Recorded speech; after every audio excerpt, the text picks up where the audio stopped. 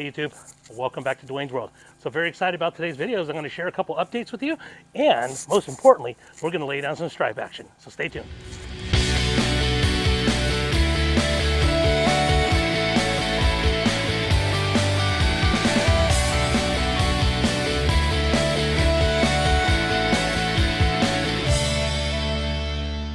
All right guys, just want to give you a quick update here on the backyard. For those of you that are new to my channel, this is about 7,000 square feet of hybrid Bermuda.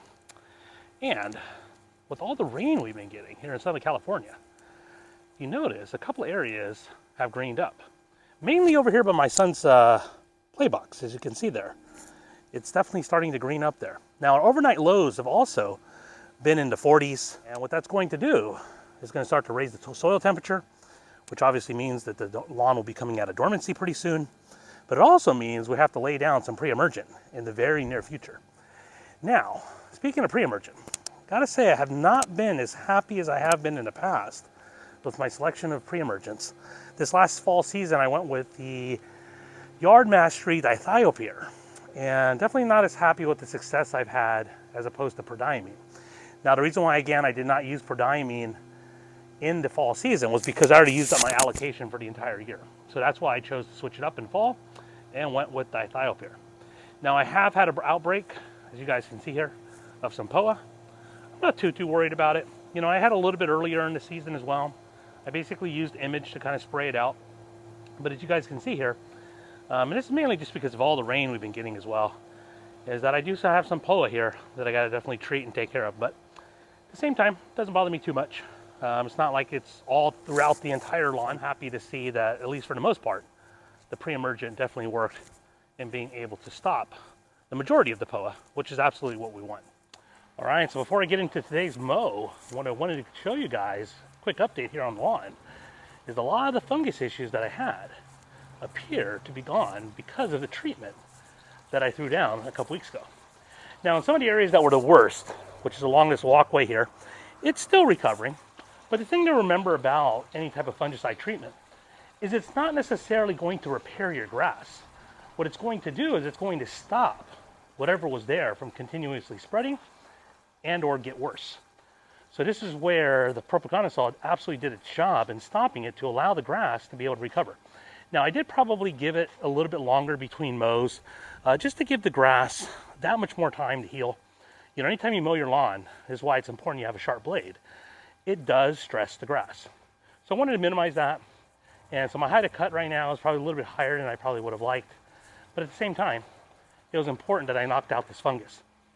Now, one thing I also did just in addition to the fungicide treatment is I did a second fungicide treatment, but not of the same active ingredient. What I chose to go with was Scott's Disease X, where the active ingredient was oxystrobin. And the only reason why I did it, it wasn't necessarily because of the fact that I felt that the Propiconazole wasn't working, because it was showing that it was working by the time I threw it down. Because I figured, with all the rain we've been getting here in Southern California, it wouldn't be a bad thing to throw down the oxystrobin, even as a preventative, to prevent further fungus from breaking out for the rest of the season. So I think it definitely is going to help. I can't say whether or not it did anything as far as the lawn, and whether or not it's helped aid in getting rid of the fungus, but at the same time, I felt it couldn't hurt. Now let me show you the side lawn here, because I did have a fungus outbreak there as well. And as you guys can see here, it is starting to look really, really nice. Really green, it's really starting to thicken up. The only thing I do not like about this area is I probably should have built it up with some topsoil to be able to get the grass to sit higher or at the same level as the concrete. Again, this is just a quick thing that I did. Not even saying this is a permanent thing, but at the same time, definitely happy that the grass has repaired itself and is starting to fill back in. All right, so whether or not you're talking about this side lawn or whether or not you're talking about my front lawn, one of the things I have done to continuously feed the lawn is added Humic Max's 1608 fertilizer made by Country Club. I'm so excited that Ron Henry is going to have this particular fertilizer back in stock for spring season. I'm also very excited about trying out the new Stress Blend that he also is going to be featuring on his store in the very near future. It's probably going to be my primary fertilizers as I go into the spring season. But I absolutely credit this Humic Max along with the 14.3 Propiconazole treatment to bring my lawn back to being able to be the lawn that dominates the neighborhood. And with that, let's lay down our stripe action. Alright, so this is what we're doing today. We're going to be using the 20-inch Mclane with the grass catcher and grass topper from reel rollers. And the only reason right now I'm choosing to catch my clippings is just in case there is still any fungus in the lawn.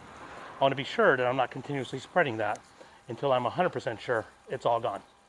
So this is definitely going to get the job done. I absolutely love the Mclane grass catcher with the grass topper. Does a phenomenal job catching clippings. And with that, let's lay down our stripe action.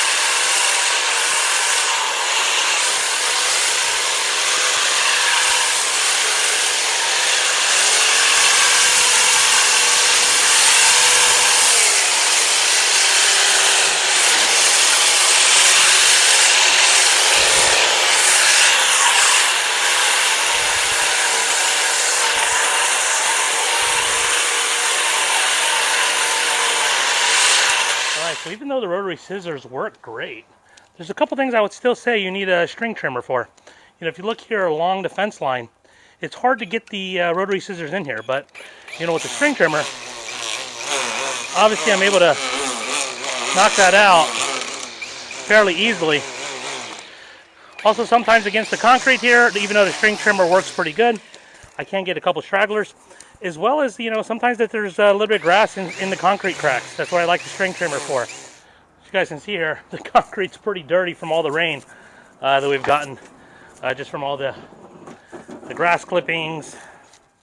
I have to get the pressure washer out, but nonetheless, this is again an example where, I mean, I guess the rotary scissors could do this, but at the same time, this is where I like using my string trimmer to be able to knock back this grass that is a little harder to reach. And that's where I think the rotary scissors work great, especially in an open area. But the string trimmer, I feel like sometimes can be a lot more precise and be able to get the stragglers.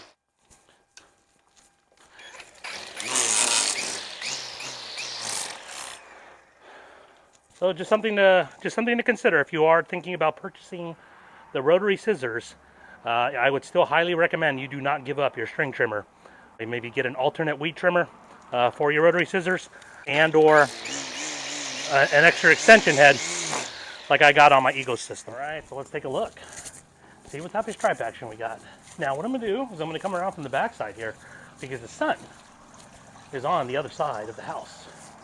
And as you guys can see here, that stripe action is absolutely on point.